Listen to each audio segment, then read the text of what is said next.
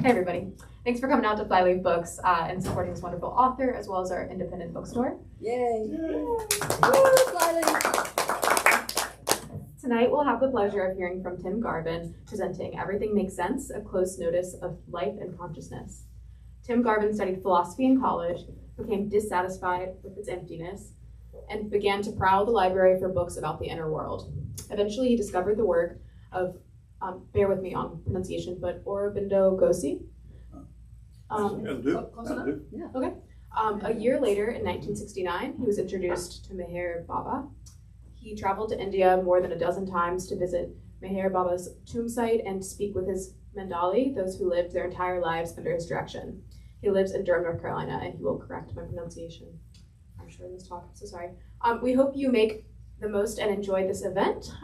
Thank you again, and remember you can get a copy of Everything Makes Sense if you have not already up at the front after the reading, and you can get it signed by the author. Also, at the end of this talk, we're going to do the announcement of who won the prize, so stick around. All right. Thank you.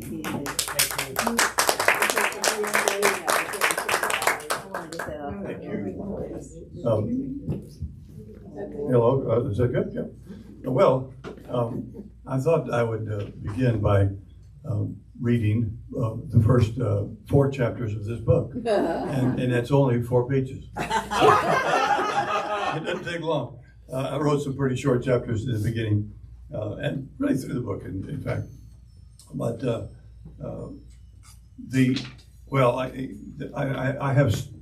I'm kind of a wandering talker, but I will wander around a bit. All right, I'm here to help. She's going to be my get back on track coach. What is it? When you first decided to write an essay. Oh yes. This is a prepared remark. I went down to. I had published a novel, and the publisher said, "Oh, you should have a nice website and write some essays." So I said, "All right, I'll do that." And so I went down to, I have a little creek house, and I write down there. I went down there to write those essays, and I got involved in an essay. I called it From the Airplane or something. I can't remember what it was, but it was looking out from the airplane. I can't remember what in the hell I was trying to say, but I just got lost in thought, and I realized that there was a great void in the understanding of the inner world, because I had just completed a 7-year project in ceramics, in which I stood up all day working, and so I listened to podcasts a lot, and every day I would do that. I would work for many hours a day and listen to these podcasts because I can't. It was, a lot of that was just repetitive work, and I realized there was a great void in philosophy. I have a degree in philosophy, but of course I didn't become a philosopher. Well, I did in a sense, but there was a great void in understanding in among those who lead our culture, and these are the philosophers and the cultural icons established in the universities, and that's kind of where our culture changes. It changes from universities into the popular field, and right now, there is a change overtaking universities because the 2 most predominant explanatory systems, namely physicalism and neo-Darwinism, it's called neo because of molecular biology, but Darwinism, have destroyed a good deal of, you could say the spiritual foundations of the world, and with good reason, because those spiritual foundations were rife with error, and even violence, of course. So I realized there was an audience, and of course, being curious, I began reading a lot of books, and I listened to a lot of books during that period of my life. And I eventually, I didn't think about writing the book, but I thought about, boy, somebody ought to. Anyway, I went down there to write an essay, and sure enough, all that just. I was pregnant with something, and I gave birth down there. It took a couple of years, but anyway, I'll open it. I'll read the opening of the book because it's a slow and gentle opening, not hard to understand, and there are some I won't say troubling passages, but there's some complicated thinking in the early part of the book. But around page 120, where this young lady right here now is, you come to a chapter called The Conjecture, and that is the central conjecture of the book. And I'll read these few passages here. And you get a sense of the writing style. It's conversational, relaxed, and just like talk, I hope. I'm gonna get some glasses here. And, Which page is it? oh, well, the page is, of course, page 1. Yeah. And the title of this chapter, all these chapters are titled, and that's half the fun of writing a book. You can title your chapters, and I can, and I love that. This one is called This Cautiously Bold Beginning. Consider, any two people, if they are honest and patient, are compelled by the nature of existence itself to agree about everything. That assertion, especially today, seems absurd. So here's a thought experiment. You and a friend commit to be honest and patient, then go for a walk to see if you can agree. That's a tree, there's a rock. Agreed? Agreed. Unless there's insanity afoot, agreement about the visible world is routine. Next, one of you asserts, Chinese people are more hardworking than any other. Agreed? Well, because now you have both encountered the invisible world, which is the most of everything. How? You honestly inquire, that's the deal in this thought experiment. Can you evaluate, measure, or even define the diligence of an entire population? You can't, so you both shrug. Opinion might want to muscle forward and assert itself, but honesty shrugs, and so opinion, however reluctantly, must shrug too. We may not be able to agree about much, but at least we know this. The swordplay of opinion is helpless to generate agreement. And this, honesty is the force that sheathes those swords. And this, that we are profoundly, inevitably, maddeningly ignorant of what is going on in the invisible world, which is almost everything. Still, this book will assert that everything makes sense, and further, that the sense everything makes is indescribably lovely. Is that opinion? These pages will point toward the trees and rocks of experience as well. And I'm going to stop there just to make a small note that it would have just been lovely if in high school, and this is a prepared statement too, Cynthia and I have, we put this in our same shop. And if when you went to high school, first day, freshman high school, some teacher, homeroom teacher, would have said, now kids, we're going to show you a lot of stuff in the 4 years you're here. It's going to be thrilling and wonderful, and it's all about the visible world. But we can't tell you anything about the invisible world, and that's mostly what this is. Most of everything important in life is invisible. And it's weird, isn't it? It's sort of weird. There's a line in Ruby, something like, who designed this creation that the ruby of the spirit is hidden in the darkness of the heart? And that's sort of the way it is. But now, even in the universities, slowly, they are being pried from the grip of physicalism and neo-Darwinism, which I will mention later. And then the next chapter is one question, two answers, and the bike. Everyone's big question is always the same. What is all this? This is a bummer. What is all this? That is, what is life, existence, everything? For most of us, it's a back of the mind question because we don't think we can answer it, or think we, or our betters, already have. Besides, how it gets answered by any one of us, or by any culture or era, is so variable, we've mostly lost confidence in all answers. We might even think trying to answer the big question is presumptuous. And that's because, or suspect, that answer could turn us either into fanatics or desperados. That's because that question, what is all this, has only two possible answers. One, existence has something to do with divinity, an idea notorious for producing complacency and fanaticism. Or it doesn't, which can produce despair.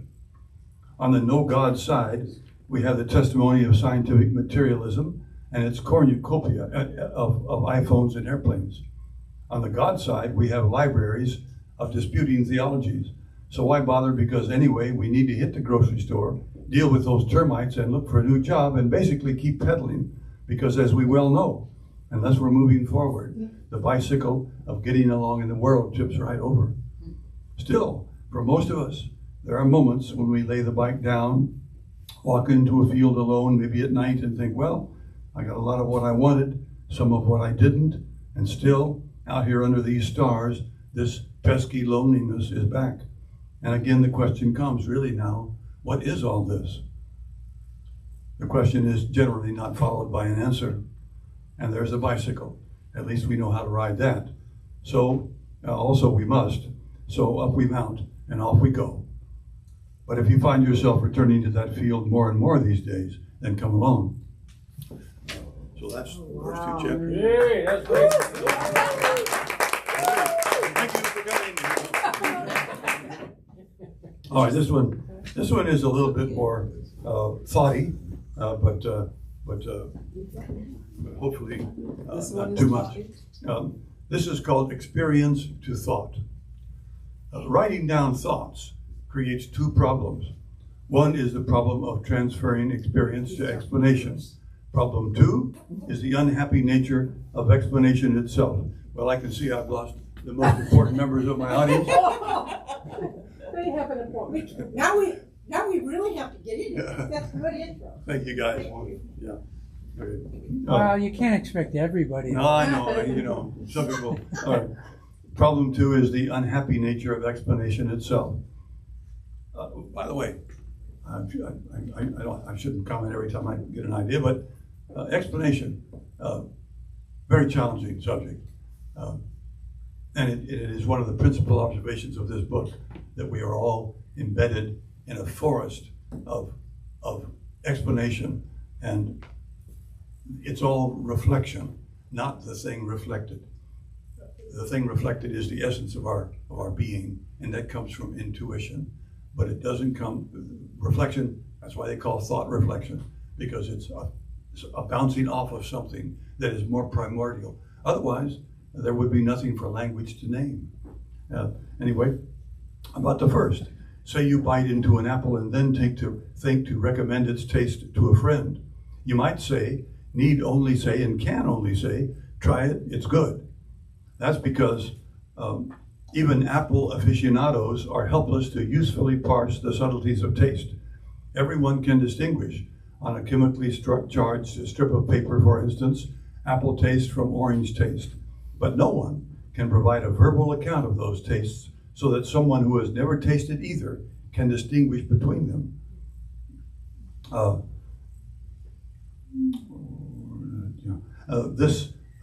There is a provoking bluntness about the meaning contained in words and the eerie vagueness of experience where taste happens.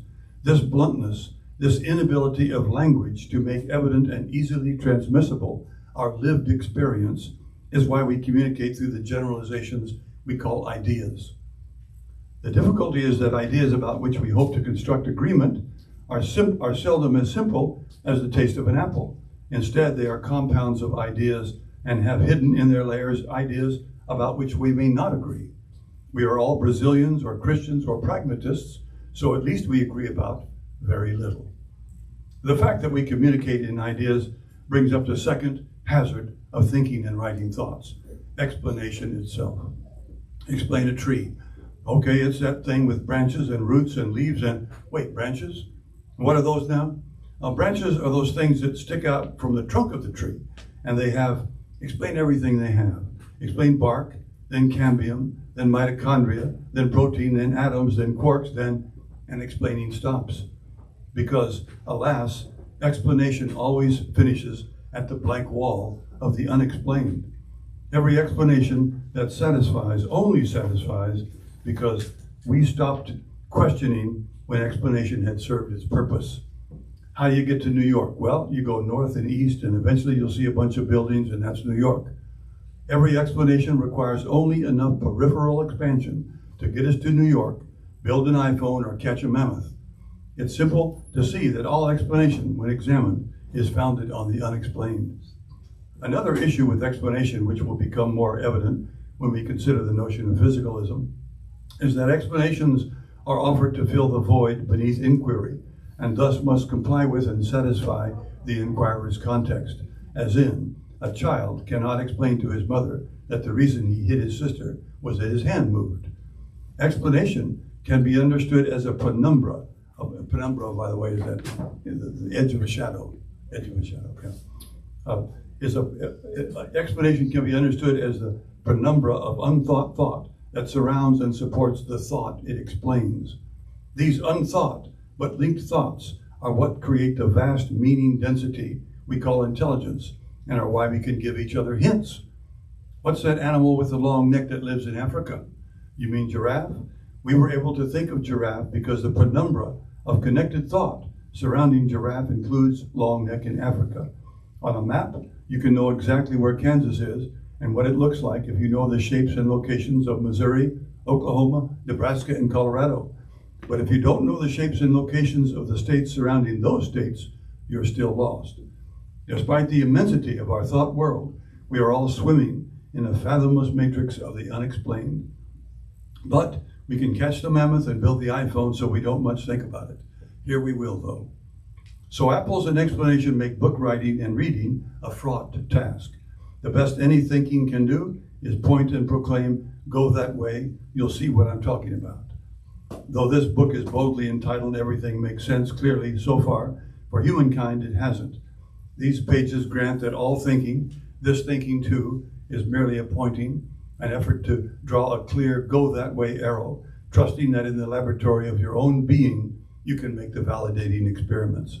Because when we're out in that field alone at night, surrounded either by something or nothing, we'd all like a bit more explanation.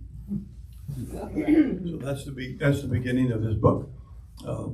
Then it would trundle through some philosophical grappling, for which as I say somewhere in the book, I say, I'm sort of embarrassed by that, so whenever you find the book heavy going, just remember that the author will be sighing and wondering what's for dinner. Yeah, because it is written to both scientists and philosophers as well as to seekers. And I presume, I don't know anybody who isn't here. I don't know what sort of folks you are, but everybody deserves this new picture of the universe, which is forming now. And we think to ourselves sometimes that the world is changing, and of course it's becoming utterly mad. We all see that, the wars and the craziness in our political systems. But in the universities, the two primary structures of explanation that the world has relied on for hundreds of years, ever since science first got its start back in 1500s, and it began looking at the physical world, and it began agreeing with Descartes that the world is made of little bits of stuff, little particles, and that finally it's made of atoms, and now we know it's made of quarks and the muons and Higgs bosons, and we know that but those things are little dead things. All these little things are dead. So where did this intelligence come from? And this in philosophy is called the hard problem. They just love this problem because it elevates them, of course, I think. It's fun to be associated with the hard problem, and it is a hard problem. But there's no conjecture yet.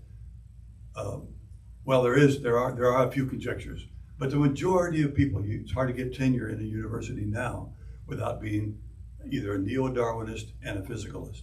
Physicalism is another name for materialism, that the universe is made of this stuff. And it is. Of course, we do bump into stuff all around us. I wonder, sir, if your mic is still on. I wonder that. Well, no, it's not. I think it's on. It's just not that close to your mouth. Oh, it's on. Testing. Oh, yeah, that's the way. If you could hold it a little closer, that would be great. And it leads me to wonder about a poem. I don't know. Maybe do you have one? Oh, a call for a poem. Well, a poem. I do have a poem. But just to say that the nature of physicalism, in experience, there are two poles, which all philosophy has always noted. There is the stuff seeing and the stuff seeing. That sounds the same. One is S-E-N, S-E-E-N, and S-E-E-I-N-G. We are all the seeing part, and the stuff out here is is the stuff we're seeing. And of course, a good deal of this of what is seen is invisible to us. Bring your mic up, Tim. Oh, the feelings and thoughts that we are, and mostly, what's so fascinating about the nature of existence. And the subtitle of this book is A Close Notice of Life and Consciousness, and essentially, that's what this book is. It's a close notice of the nature of living, the nature of being. And of course, there's only one person I was intimate with, and that's myself. So I examined how I thought, what feelings, how they moved across my consciousness, and just I spent just hours of introspection, you may say, trying to find out how I could express this experience, and I wrote this book. This book came out, and the nature of physicalism has no. If everything is dead material, they call it the heart problem, because there's no way to awaken to the stuff that is seeing.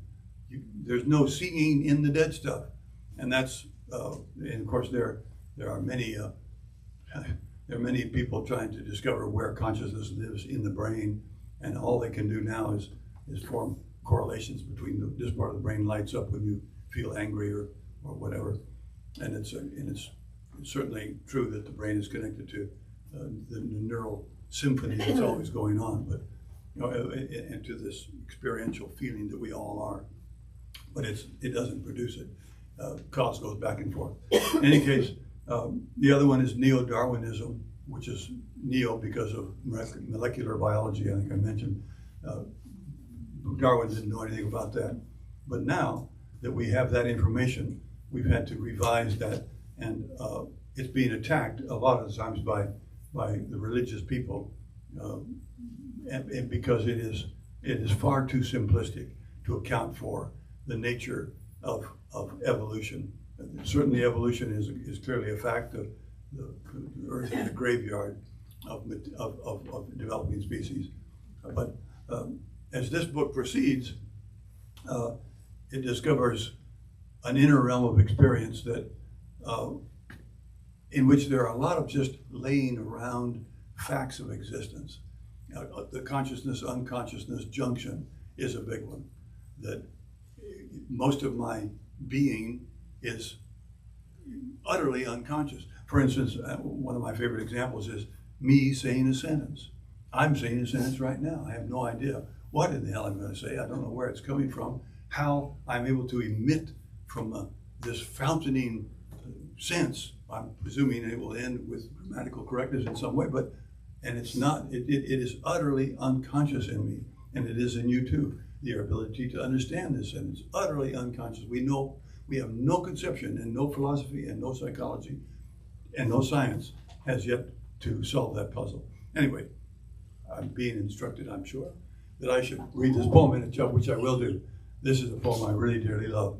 It's called, in a sense, it sort of encapsulates some of the themes, and the principal theme probably in this book. It's called Report to Modernity, and that's an important title in the meaning of the poem. Report to Modernity. You've heard it all before, the soul talk and God talk, and la, la, la, you said fine. But anyone who made all this is certainly a prick. Cancer kills the kids, you said. Armies kill the poor. Besides, you're busy, and if next door they're lost in hatred, it's nothing you did. It's vexing though, and the questions end in silence. Anyway, everyone says it's just one thing after another. You're already your parents' age, and so far that's true. It's been lots of talk and a long blank stare. At least the silence doesn't accuse you anymore. At least disappointment doesn't disappoint you anymore. What you mostly need is courage now, and what you mostly want is rest. But listen to this hopefulness. I scratched a hole in my heart, deep in the dark, behind belief. I found a hole, deep in the dark, behind belief. I found a wall made thin by 50 years of need. And on my knees, I wore away a hole. First warmth, then light. Now I have company. I know you're busy, but I'm making this report in case. To me, still moves me, that poem, I tell you. Anyway, Tim, will you do that again? Yes, please. oh no. No? Yes. Listen, I could, but Can you just talk at least about the whole and the warmth and the light that you experienced? I will say this. I will open that poem a little bit in thought.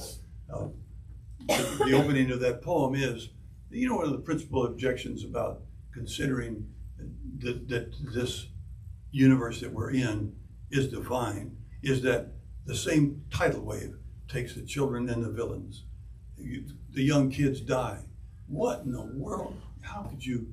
That just seems impossible. A loving God can do that, and I guarantee you, for those who have high intellectual sophistication, and I know these people, that is their principal complaint against God. What a prick he must be, if he permits that. And it is a legitimate concern, because when you're in Sunday school, if you had done that, or in any mosque or temple, you can raise your hand and make that query, but there is no current theology, at least in its exoteric parts, which is what we're all subjected to as youth, that can answer that question effectively. It's shut up, or don't talk. These are God's mysteries, and that is the burden that humanity had to bear, and it led to all kinds of exasperating events like burning witches and heretics, and it's just in war.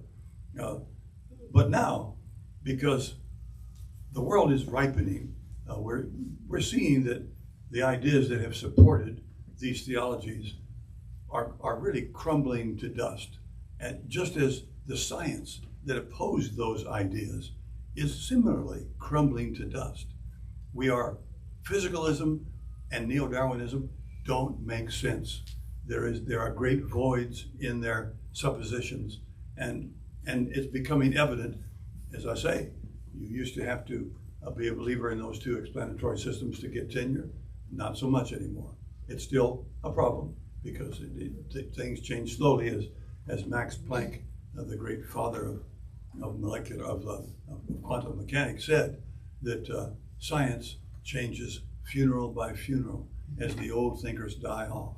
And there is even research supporting the fact that when an old thinker, Nobel Prize winner, dies, suddenly a plethora of papers showing the voids in his thinking become possible. So, in any case, Yeah, we know I mentioned the first poem you just recited was in the book. oh yes, that poem is in the book. That poem is in the book. And so are you suggesting that if we were to follow this, we can't depend on old theologies and old science and all, but then we're empty, and we're maybe afraid of being empty? What do you suggest we do? This is again a plant. I have a plant over here. It's a nice It's a plant. rose. She's a kindly helpmate of mine. Fellow got the jail. Yeah. Well, there is, this book, besides its central conjecture, which after it goes to great length in discussing physicalism and neo-Darwinism, discusses the nature of free will, of which it turns out to be utterly an illusion, but a necessary one, natural to us and indisputable in its effectiveness in creating the universe we live in. And the reason why free will has always been a problem is because we're trying to find out, is it right to hate the sons of bitches that keep screwing around with us? Are they deciding to do that? Or are they unfree? And if they're unfree, then what is the only response? If there is no blame, I can't be mad, not even at Hitler. It just goes counter to our natural emotional disposition. So we therefore look for arguments for free will. And I tell you, we've done this for thousands of years. I know 2,000 and probably 10,000, as long as we've been thinking, and on this earth anyway. But free will is a great conundrum, but it's very easily solved with a simple thought experiment. And that thought experiment is, this is a simple thought experiment. You read this in the book. Chocolate or vanilla? Gail, what do you think? Chocolate or vanilla? Vanilla. Vanilla, why? It's luscious. Yeah, she said it's luscious. She likes vanilla better than she likes chocolate. But did she choose to like it better? No. And there's always an infinite regress built into every choice. When you make a choice, chocolate or vanilla, for me it would be chocolate. And then you ask me, well, why is it? Because I like chocolate. But did you choose to like it? No. And that's enough thinking. You don't have to, you can say, oh yeah, I did choose to like it, but did you choose to like it? And that's the infinite regress. And no one stands before the ice cream counter infinitely long. We are driven by desire. And the fact is, this book posits, and this is an important and knotty problem of the book, and it begins early, I think in the next chapter. I discuss the two ontological primitives that seem to me most fundamental to begin a good exercise in thinking. One of them is desire, and the other one is meaning. And by meaning, I don't mean the meaning of life. I just mean I'm surrounded by this is something. I'm sure there's meaning everywhere I look. How in the hell did meaning even get here? Oh, I'm sorry. How did meaning get here? Pretend like it's an ice cream cone. And Yeah. it's chocolate, and put it right up to your It mouth. fits right into the theme here. Yeah. So when you discuss life in terms of meaning and desire, and those are two fairly, I call them ontological primitives, which is a philosophical term, but it's the most, you can't go, there's no penumbra of surrounding thought that can explain those. It's as though meaning is the water of being in which we are suspended, and desire is the current that bears us along the river of time. And that's kind of what we're all victims of, embedded in. But the good news here is that, well, this is a book of really good news. It's not a book of bad news. It's a book of really good news. I wonder if that's what, when you were wanting to show the cover of the book and pointing something out about She the set past. this up. What a kindly why I'm going to owe her. This is the cover of the book, and like this woman over here who keeps interrupting me lives with me, and I have tolerated her being very, very nicely for 50 years.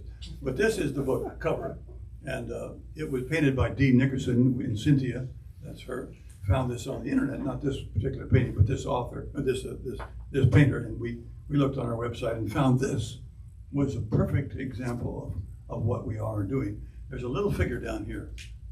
I think it's a woman, but who knows? But she's facing a thicket of woods, and that we all face, the thicket of the inner world, very challenging for us. And there's an image in the book that it's like we're gripping the bars of a cage, and we wondering, how in the hell do I get into the inner world and out of this complicated mess that my life is? It's not because your life is complicated and messy, but everybody's is. We're always filled with unconscious desires and conflicts and repressions and remorse, and it's just we're in a mess. But then you turn and you see there's no back wall to the cell, and instead of that you see these meadows. Yes, you have to cross them, and there are mountains in the distance, but you were born for that journey. Let me see. Well, I could say that there are numbers of elements that close noticing brings to the fore. One of them, as I say, is the consciousness-unconsciousness junction, which is a profoundly interesting way for creation to happen. That consciousness and unconsciousness, and it's because we do know that some people we think of as more superficial than others, more shallow than others. But that interestingly points to the fact that because of that idea, there's also depth. There is something deep. If you're here in your consciousness and you don't feel you're deep, you wish you were. And that's longing. That's the nature of this thing that brings to fruition this search we're all in, all of us in, and nobody is left out. Everybody, because the conjecture of these pages is that This is not a great universe of dead stuff in which meaning that I am and that you are just seems to happen by chance, kind of like a strange episode in this dead universe. No, it's part and parcel of the facts of existence, very important to consider. When you consider it, there is no other explanation that I have found, and I'm well read, that this is a divine phenomenon. This is a divine phenomenon. It's not the God of your grandmother that is an interfering guy, and if you pray hard enough, you'll get a new refrigerator. It's not that kind of a thing. We need to reestablish a better connection with divinity than we've had. And it's not that we've never had it on earth. We have had it. It comes and goes. Science has come for the last several hundred years and debunked, and rightly so.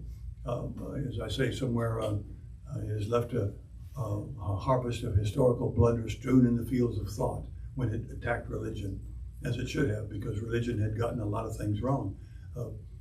Did you want to mention that cartographer that you're talking about now? Did you want to mention a little bit about that? I will. Okay. This woman, I've had enough.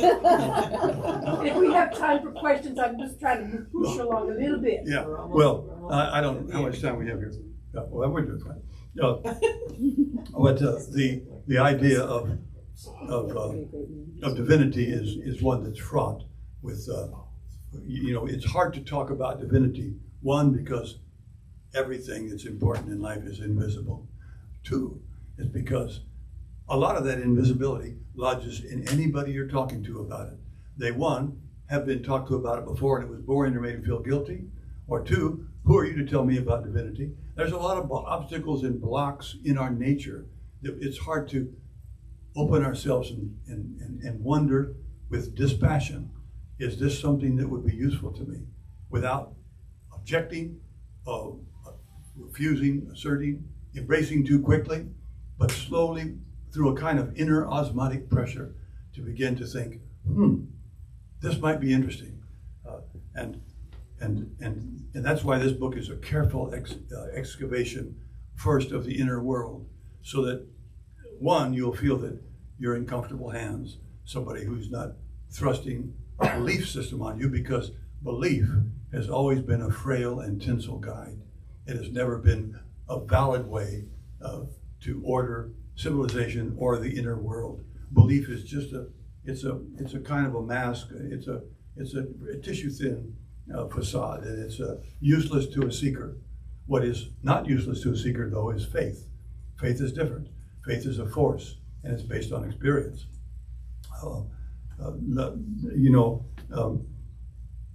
I mentioned the lying around facts of existence, and one of them is, I say, consciousness, unconsciousness. Another is free will. Another is the nature of honesty and humility, which are really, there should be an equal sign between those two, honesty and humility, because humility is the greatest form of honesty. And there's an expression I use in this book called the plagiarism of pride.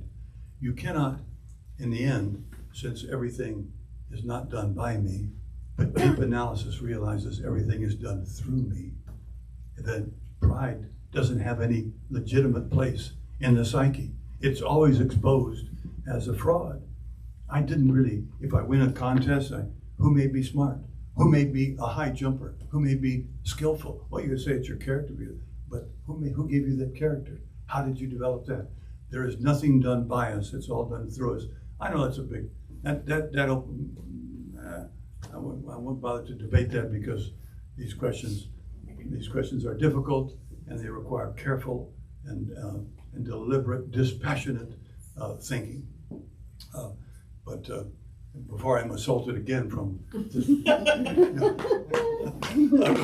I will have to. This is really a comedy routine. It is. We got a thing going here. Yeah. Did you want to take us through the forest? Is that what you were? No. I'm first going to mention the two principal cartographers of the inner world that have affected my life. When I was young, I began seeking, and I found in my university library the works of Aurobindo Ghosh. And he wrote 30 volumes of very deep, rich psychology, history, cosmology, poetry, plays, just a genius among geniuses, one of the great figures of the 20th century, without a doubt. Then I also discovered shortly after that Meher Baba. And Meher Baba, I could, like they do in church, I could testify a little bit about how that affected my life, but it's not really the time for that. And besides, what Meher Baba said is most pregnant here. He said, from your mouth to someone's ear may be your duty, but from their ear to the heart is my duty. And I take that to heart. And therefore, in those of us who have come in association with Meher Baba know that proselytizing is useless. We're not going to Africa and break people's arms because they don't believe in Meher Baba. But the cosmology that Meher Baba has left us behind is a good beginning for thought. It is most inclusive of everything. Quarks can fit there. Evolution can fit there. Everything can fit in this new cosmology. All the things that are discovered introspectively in this book fit there. But there's a limit to my experience. And so then I write something in this book about Aurobindo Ghosh and he had many followers, disciples, and he wrote letters to them. And the first thing in my university, they didn't have a lot of Aurobindo. They had the Life Divine, then they had four volumes of his letters. Oh God, I love those letters. I still read them today. I keep them by my bed because they're just replete with pregnant information about the inner world, and that made me just delighted me and still does. But Meher Baba said alarmingly that he was divine. He was that one who comes now and then to earth and it takes a form. But God, we know, if God is one thing, and this book confirms, my book does confirm that it's one thing, that we are standing here in the body of God and being slowly digested, each one of us. And we will, it's as though we're in the stomach of God, being slowly digested. And in the nature of this consciousness, unconsciousness dilemma that we're all in, is to become conscious of everything. And that is the end of our journey. And that's called God realization by Meher Baba and by Aurobindo as well. But I will say that what brings you to that front is need. Need is what brings all of us to that watering place where we can begin to imbibe some of that about that new information. And I will say, I won't go into this, but the inner experiences that can accompany coming in contact with a great one like Meher Baba are significant and very valuable.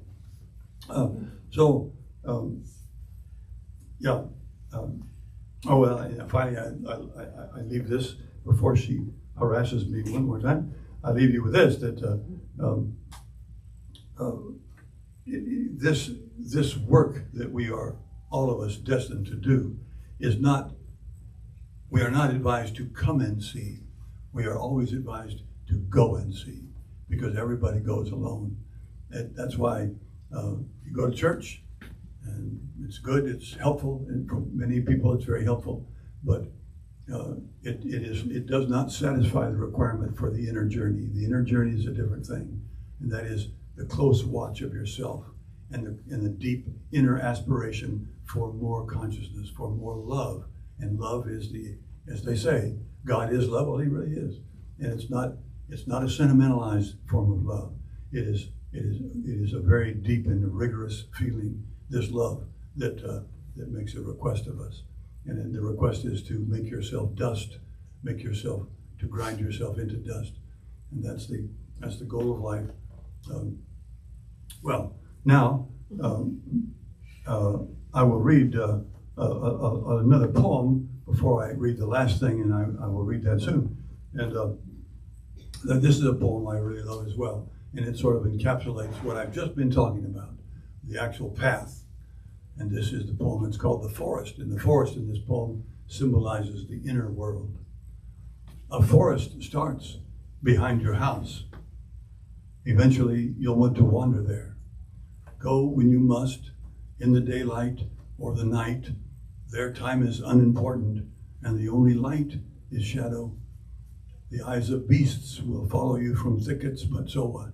You have as much right there as they do.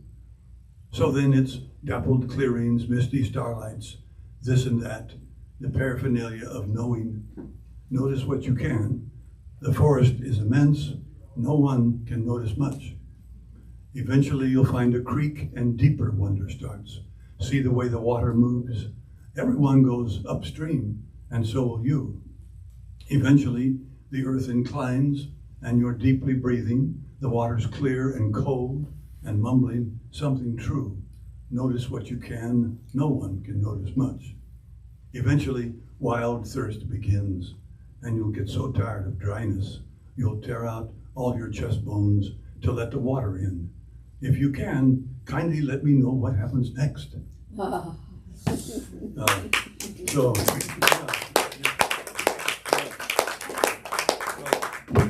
mentioned. Tim, tell me about who wrote that.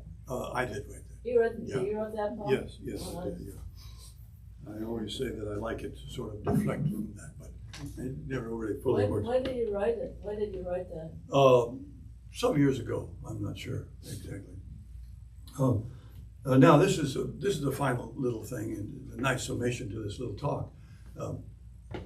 It is in the chapter, the avatar and links, and well, I won't bother with that, but it is when talking about a belief as opposed to faith. This sort of gets at that problem.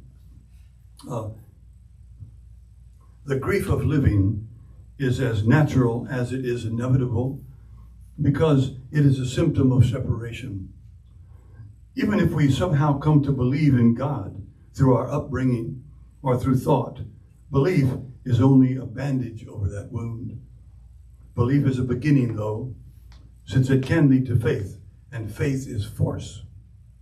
Faith is being stationed in the waiting room of a famous physician, hurting and hoping, perhaps now and then glimpsing a quick, white-coated figure moving obscurely in the back rooms, perhaps despairing that your turn will ever come, so that finally, almost as a last resort, you determinedly try to develop patience, then come to see that it is this patience itself that is your cure, because hidden in patience is the power of a growing inner reliance.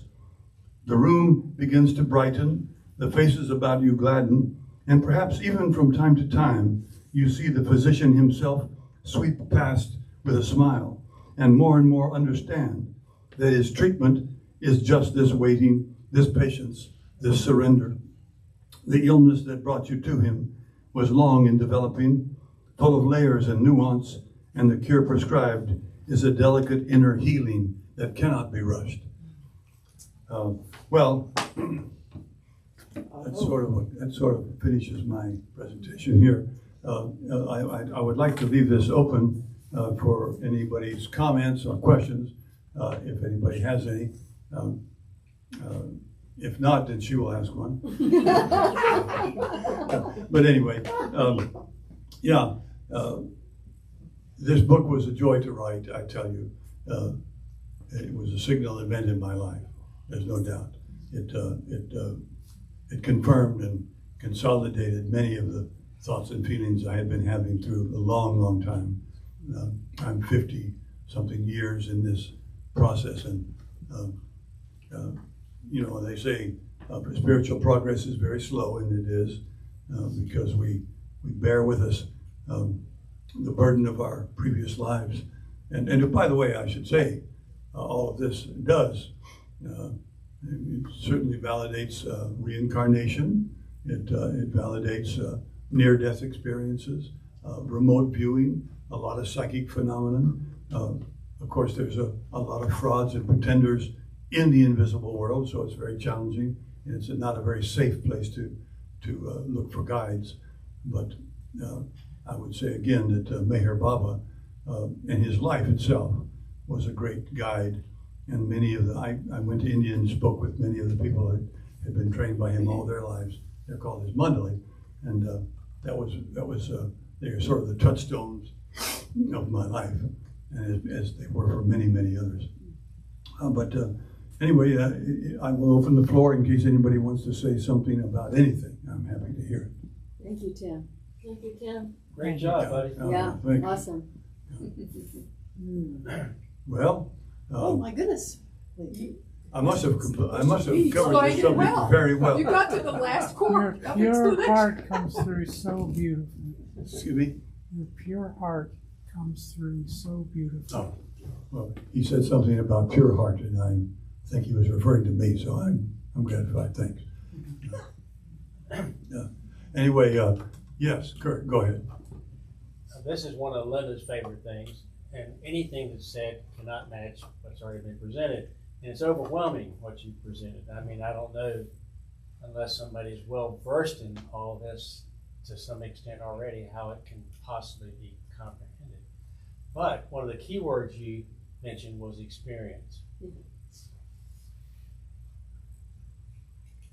And there's a difference between the knowing of inner experience and the knowing of even seeking through thinking. Anyway, from Linda, she's always said this to me. I think she got this in Sunday school or somewhere in her early life.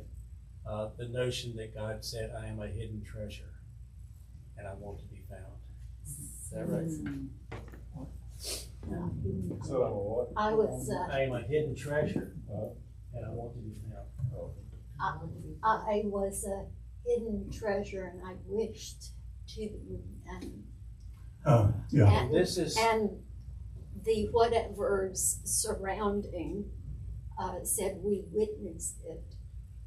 And so it's Sufism. It's from Yeah. Sufism. Yeah. She's mentioning something, and Kurt as well, that experience is the great thing in the inner world.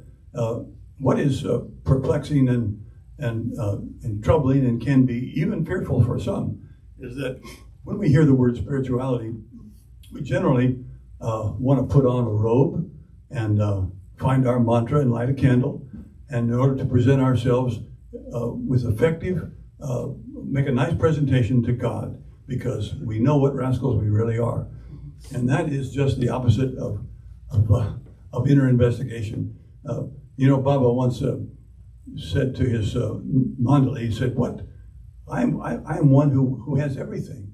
What do I need from you guys? What do you think I need?" And the various wrong answers were offered, and then he answered the question himself. He says, "All I want is your imperfections." And it's as though we have flaws, but our flaws are like flaws in a diamond. They just prevent the light from coming. That's all. That's what flaws really are. And as I say, in deep consideration of the nature of existence, the idea of blame and guilt have no ontological place. They don't. They are foreigners in this inner world. You don't get to blame anybody, and if you make the mistake of blaming yourself, which is guilt, that's equivalent to blaming somebody else. Nobody gets any blame in this game. It's very difficult because that's part of the knot that we're trying to untie. We're trying to untie that knot that's holding us back, that won't let that light come through. And look, listen, words don't have, and Kurt is right, it's experience. Mayor Baba beautifully said, one of my favorite quotes from him is that everybody is an atheist until they experience God. And that is a profoundly right thing to say, because it illumines so much about the inner world. It's a world, the only world really, where the depth of experience is available to us. And of course, in the early stages of the search, as we call it, there's a period of aridity, of dryness. And in the East, it's called tapasya, thankless effort. And it seems that we're not making any headway because the inner world somehow reluctantly opens. And it does because, as I say, often we're trying to bring ourselves forward in a good light. And you don't want to see that in the mirror when you're trying to dress for God, but you have to. And that's the beautiful part of that. There's nothing wrong with you. Nothing wrong with you. And anyway, look at this. If you talk too much about this stuff, it sounds like you're in church. And we know that's not a good place, at least I know.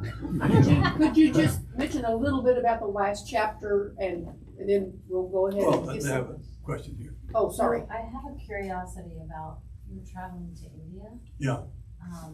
To visit Mayor Baba. Yeah. And speak with the Mandali. Yeah. So I'm curious about the motivation somebody has to go on a journey like that for that purpose, and I'm wondering if it's something pulling you or if you're being pushed away from some pain. That's a good question, and thank you for that. She asks about, I'll repeat that question briefly, why did I go to India? And I tell you, I found out about Baba in 1969, and I never thought of going to India. I was not around anybody else that knew much about Mayor Baba, anybody really. I would go to the Myrtle Beach Baba Center every year, and I would speak to some of the women there that were old, Kitty and Elizabeth.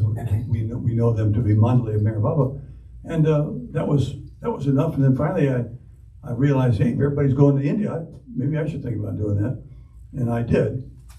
And look, when you, I had in my youth, I was in my 20s, early 20s, I had numerous experiences that were quite rich and satisfying to me, and I didn't want to go anywhere except inward. And but then when I did go to India, you ask, what's the value of that? What was the value of that to me? It wasn't because I was fleeing anything. It was because I was drawn to that place where Mayor Baba has his body. You know, when this is what they tell me now. I don't know this, but this makes good, reasonable supposition to me. That, and I've written about this in this book. When God incarnates and takes a form, he doesn't. You know, God is impersonal. He's here now. This is God. We're in the body of God now. But when he takes a form, that form, the name even, and the form, the shape, it has it somehow stimulates this environment that we're in. And the idea was, go there and you'll feel that stimulation. And I did. And the debates could be, you know, did I imagine that? No, I didn't imagine it. I didn't expect it, but I did feel it. But you know, there are people who love Mayor Baba and don't go to India. You know, you don't need to do that, but it was valuable to most of us, to me for sure. And even also valuable was speaking to those ones who have been beaten to pulp by him all their lives. You know, he was a most loving but a most firm spiritual master. They all said whether it was kisses or kicks, they grew. And these people that I met in India, were really the touchstones of what it's like to be a human being to me, a deep human being, a rich human being. They're all gone now. Not one of them is left living.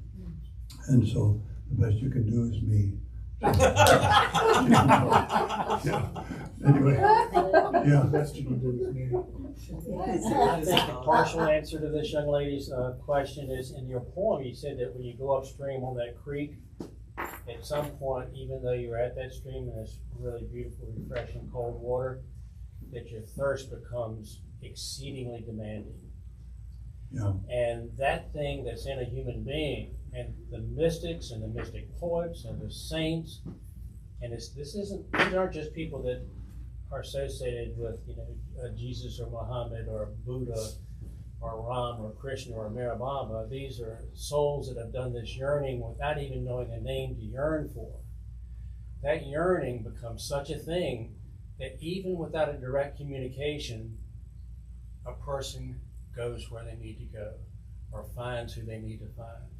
And I think your poem was so beautiful about that helplessness and longing comes out of a person demanding to have more of that love and that truth.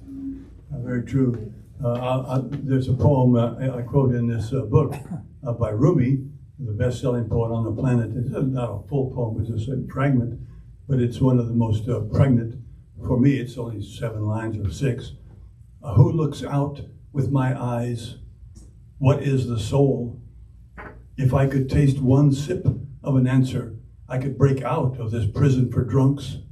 I didn't come here of my own accord, and I can't leave that way. Whoever brought me here will have to take me home. Yes, yes, yes. Anyway, I guess we're kind of done here, but thank you guys for coming. Tell them about the last chapter. The last chapter of this book is a story. It's entitled The Rose Caravan, and it's a folk tale, and it was written in Mahabaleshwar, India, on the balcony of a hotel that Meher Baba in the Mandalay had stayed at. And it was written so many years ago, but as I was writing this book, I realized that this story was a great gift to the book. It is the last story in the last chapter, and it summarizes everything in the book. This book is a deep dive into the nature, even of karma, even of fate. Why you walk into a bar, you think you're there to get a beer, but you meet that girl you end up marrying. Is that a chance? Is that chance? It's not. But it's not because of the divine interferer. He doesn't choose you or somebody else over you because he just likes you more. No. Everything is coordinated through divine intelligence in a very interesting way, which will become more and more accessible to us. But to get back to this story, I also years ago developed a card game, and I realized, that card game would be really fit this story, and I had to add one more card to the deck, but it's called Caravan, and that's why you got those little raffles things. And I was going to pull. Oh, Alex has got to pull it, definitely. Okay. Bring it on over, Alex. She's going You're to the be. one. She's not going to. She's going to. Yeah. So whoever has this ticket has won a card game. Is anyone missing a ticket who would like? Before we start. Oh, Did you get yes. Yes. Okay. Your ticket? Marilyn and Well, her friend? I think these people have to get And a these ticket. people. Yeah. I'll give them a ticket. And then we can.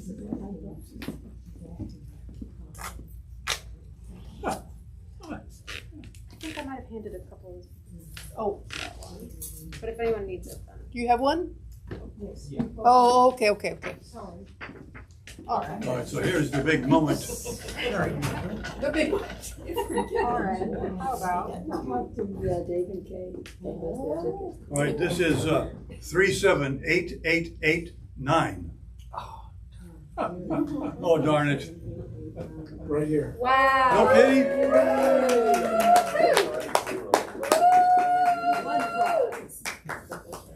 very good. Thank you guys for coming. Thank you, Tim. Yeah.